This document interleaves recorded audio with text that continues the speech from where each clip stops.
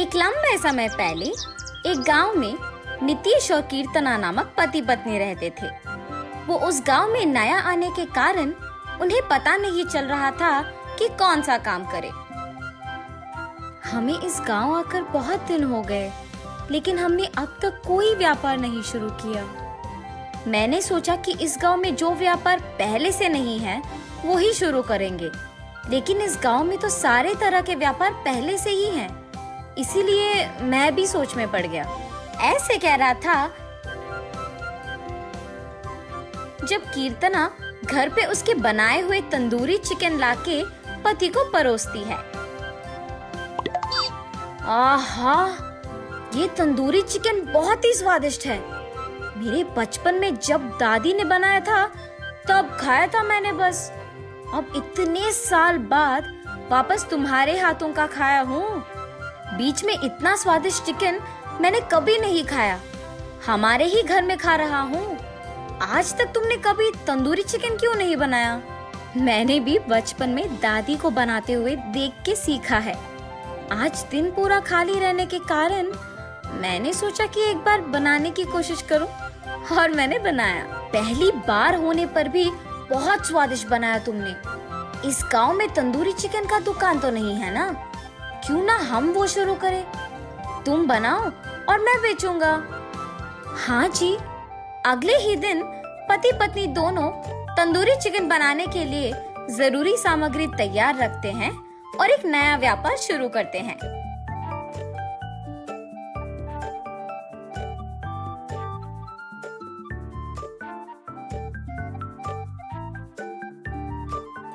और फिर उसे जला के तंदूरी चिकन बनाती है। तंदूरी चिकन, गरम गरम तंदूरी चिकन, आइए आइए। रास्ते में जाते हुए लोग तंदूरी चिकन की सुगंध को आकर्षित होकर उस दुकान को जाते हैं। नीतीश तब सबको गर्मा गर्म ताजा तंदूरी चिकन परोसता है। आहा, कितना स्वादिष्ट है। बहुत अच्छा तैयार किया है। हाँ हाँ, बहुत स्वादिष्ट है। इस समय में भी इतना स्वादिष्ट खाना कौन बना रहा है आजकल? ये सब पड़ोसी दुकानदार राघव सुनता है। इनको देख के तो लग रहा है कि गांव को नए आके तंदूरी चिकन बेच रहे हैं। नया दुकान होने के बावजूद बहुत लोग आके खा के इनका अभिनंदन भी कर रहे हैं। लगता है कि इनका व्यापार जरूर आगे बढ़ेगा। घर पे मेरा भाई वैसे भी खाली पड़ा है। उससे ये बात बोल के मेरी बुद्धि का उपयोग करके मेरे भाई को भी इनके साथ व्यापार में साथी बनवाऊंगा, तब वो भी खुश रहेगा। ऐसे सोचकर तुरंत घर जाता है। भाई भाई। जी भैया, आ रहा हूँ।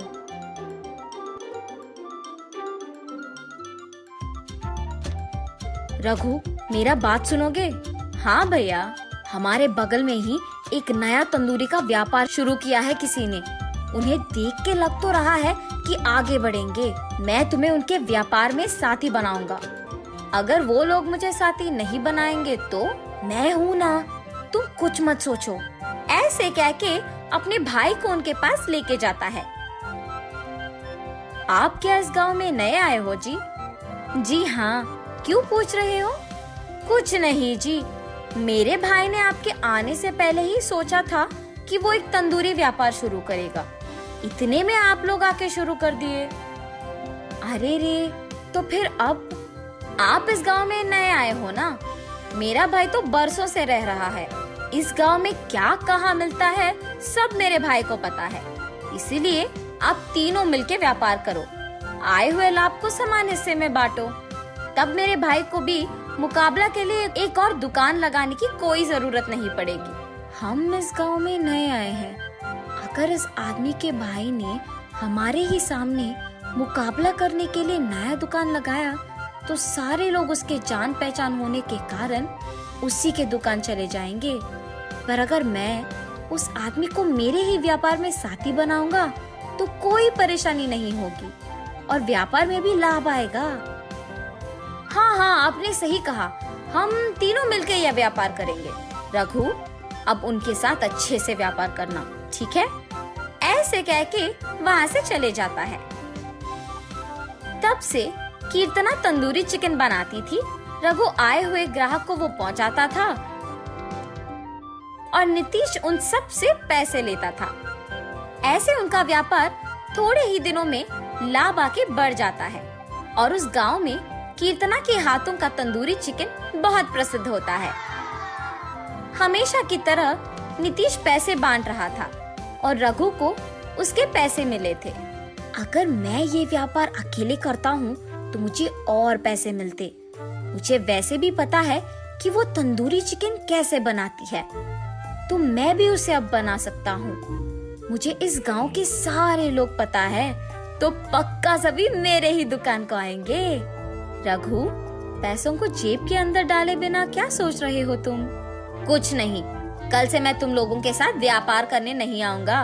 मैं खुद से व्यापार शुरू करूंगा। हम तीनों अच्छे से ही तो व्यापार कर रहे हैं। क्या हुआ तुम्हें? अचानक क्यों खुद से व्यापार शुरू करना चाहते हो? मुझे तुम लोगों को कुछ बताने की जरूरत नहीं है। मुझे जो पसंद मैं वही करूंगा।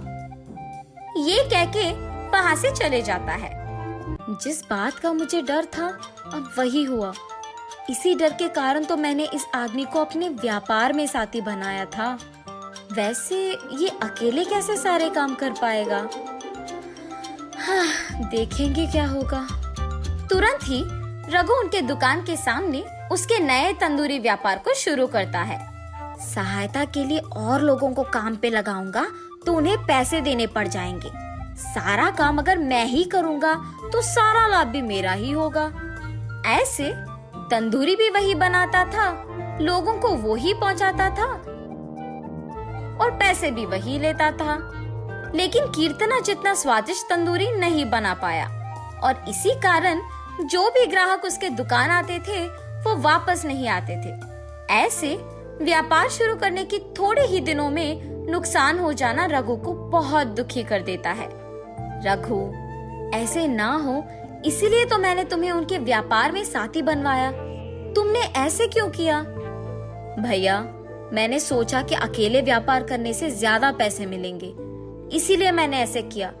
पर अब तो मेरा नुकसान ही हो गया। कम से कम अब तुम्हें अपनी गलती का एहसास हुआ है ना, तो वो अच्छा है। जाओ, जाके उनसे माफी मांगो और हमेशा की तरह उनके साथ ध्यान से काम करना शुरू करो। जी भैया।